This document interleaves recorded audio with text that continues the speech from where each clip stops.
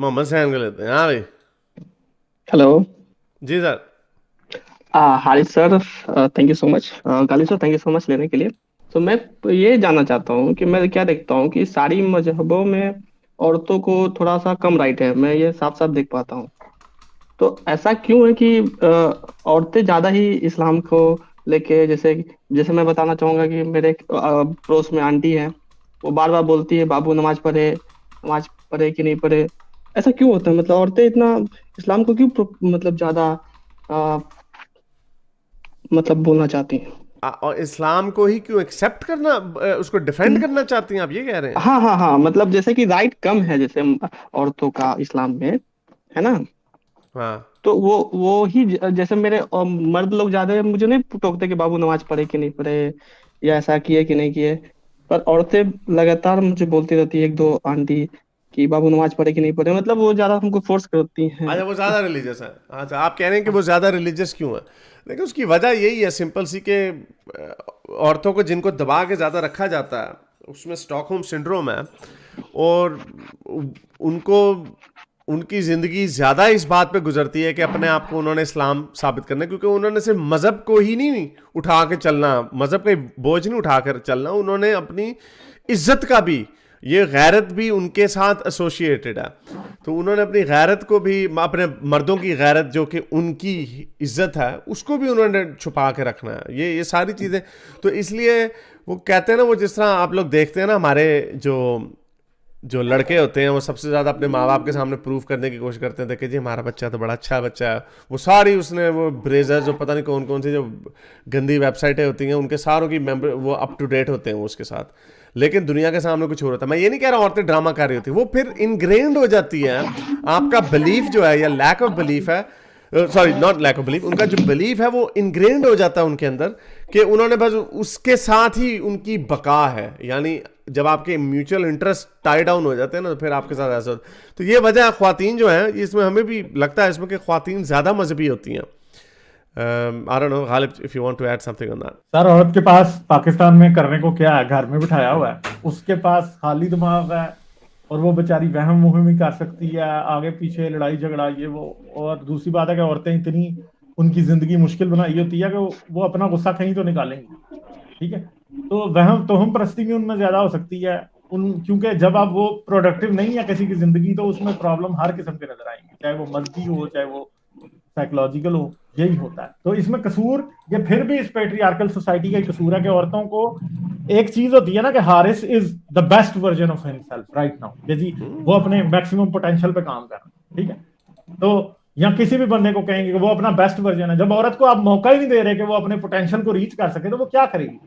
वो उसके साथ वही प्रॉब्लम्स होंगे जो हमें नजर आते हैं आगे पीछे। ठीक है। तो मगर इसमें कसूर पेट्रियार्कल सोसाइटी का है, जो कि औरत को उसके पोटेंशियल तक कभी जाने ही नहीं देगा, और फिर उसको इल्जाम देगा कि तुम बुरी हो, तो तुम अच्छी नहीं हो, तो ये हो गया, तो वो हो गया। ठीक है। हाँ। तो जी इसमें सर। औरत का कसूर से ज्यादा इस सोसाइटी का कसूर है। जी सर, वैसे मैं हिंदुस्तान से हूँ, आपने पाकिस्तान का जिक्र किया। हिंदुस्तान में भी ऐसा है ना, हिंदुस्तान में भी तो औरतें उतनी पेट्रियार्कल सोसाइटी नहीं है। हिंदुस्तान हिंदुइज्म की भी वजह है, इस्लाम की भी वजह है। सोसाइटी वैसे भी वैसी है। ठीक है। जी जी, तो बिल्कुल बिल्कुल। हिंदुस्तान भी कोई आइडियल सोसाइटी तो किसी सूरत की नहीं नहीं, बिल्कुल नहीं है। नहीं, मेरा सवाल ये नहीं था। मेरा सवाल ये कि औरतें मुझे मुझे ज्यादा फोर्स करती है बनिस्बत की कोई कोई मेल है। हाँ मुझे ना, वो बोले कि बाबू इनसिक्योर नमाज। होती है ना, वो इनसिक्योर होती हैं। उनको लगता है कि वो खुदा के साथ ठीक रहेंगी तो उनके मर्द उनके साथ ठीक रहेंगे, उनकी जिंदगी पे उनका कंट्रोल नहीं होता। जब जिसकी जो जितना इनसिक्योर होगा वो उतना खुदा से करीब होगा, ये बात याद रखिएगा आप। That's a very good secure point. लोग। हाँ। जी थैंक यू सर। ऐसे मैं उनको कैसे मतलब मना करूं कि अगर मुझे बार बार टोकती है आप कि मुझे नहीं पसंद। जैसे मैं मुस्लिम ही हूँ, मैं फ्राइडे प्रेयर कर लेता हूँ, मैं जुम्मा का नमाज पढ़ता हूँ। पर मैं बहुत ज्यादा रिलीजियस नहीं हूँ। अब मुझे कहें कि रमजान में पांचों टाइम मैं नमाज बताता पढ़ो हूँ तो आपको तब मैं। प्रॉब्लम फिर क्या है, मैं आपको बताता हूँ फिर प्रॉब्लम क्या है। आपने कहा मैं मुस्लिम ही हूं। आपको पहले अपने साथ ऑनेस्ट होना पड़ेगा कि आप या तो मुस्लिम हैं या आप इस पे यकीन नहीं रखते। अगर आप कहते हैं कि मैं मुस्लिम हूं, तो फिर मैं आपसे पूछूंगा कि भाई आप क्यों नहीं 5 वक्त की नमाजें पढ़ते? अगर आपका इस्लाम आपको ये कहता है, आप क्यों नहीं समझते कि औरतें आपसे अक्ल में कम है, उनके सामने खोल के दिखा दें कुरान के, जी आपकी तो और अक्ल कम है, आप अम्मी मुझे क्या बता रही हैं, आप मेरी गवाही, आप मेरे से अक्ल में कम है, दीन में भी कम है मेरे से। उसी हदीस में जिसमें लिखा है ना औरतों की अक्ल कम है, उसी हदीस में लिखा हुआ है औरतें दीनी तौर पे भी नुकसान पे। औरतों ने पूछा, एहतजाज किया कुछ औरतों ने, उन्होंने कहा क्यों रसूल अल्लाह, उन्होंने कहा क्योंकि मैंने देखा है जहन्नुम में ज़्यादा तादाद औरतों की है। तो आप उनको ये भी कह सकते हैं, लेकिन आपसे सवाल है कि आप कह रहे हैं कि ये इस्लाम है या कोई खेल है कि आप कह रहे हैं मैं जुमे की नमाज पढ़ लेता हूँ, बाकी की नमाजें नहीं मैंने पढ़नी। क्यों नहीं पढ़नी भाई आपने? या तो आप बिलीव करते हैं या नहीं करते। ये जब हम लोग दो कश्तियों पे हमारे पैर होते हैं ना, तो हमने बीच में से चेरे जाना होता है, जैसे उम्मे किरफा के साथ किया था रसूल अल्लाह ने, ज़ैद ने किया था। उसी तरह आपको खुद अपने आप के साथ ऑनेस्ट होना पड़ेगा। पहले आप ये समझ लें कि हाँ भाई मैं देखूंगा, और ये बहुत बड़ा पॉइंट है। मैं जब मज़हब से दूर हो रहा था तब मैंने ये सोचा था कि मैं अपनी ज़िंदगी ऐसी किसी चीज़ के ऊपर क्यों ज़ाया कर दूं जिसका मुझे पक्का पता ही नहीं है। तो मैंने रिसर्च की इस्लाम के ऊपर, फिर मैंने उस वक्त रिसर्च करना शुरू की। मैंने कहा देखो तो सही इसके अंदर क्या बातें लिखी हुई, क्या सच भी हैं या नहीं है। मैं हमें माथे टेकता रहूँ, मैं हमें रोज़े रखता हूँ, रोज़े क्यों नहीं रखते आप? आपको रोज़े रखने चाहिए।